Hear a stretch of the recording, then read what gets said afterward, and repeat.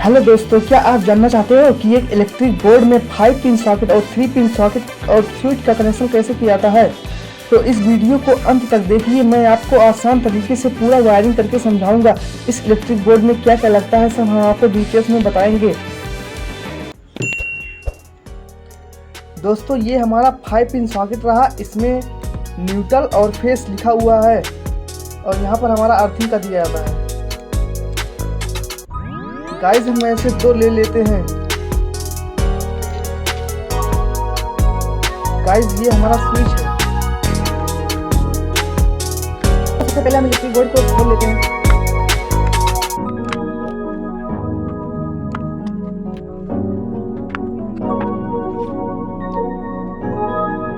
दोस्तों, हमारा यहाँ पर निशान लगा हुआ है। यहाँ पर हम 5 पिन सॉकेट लगा सकते हैं और यहाँ पर स्विच लगा सकते हैं। ऐसे हमारा 3 बना चुका है। दोस्तों, हम इस 5 पिन सॉकेट को हम यहाँ पर ऐसे एडजस्ट करेंगे। दोस्तों, हम यहाँ से इसको कट कर लेते हैं।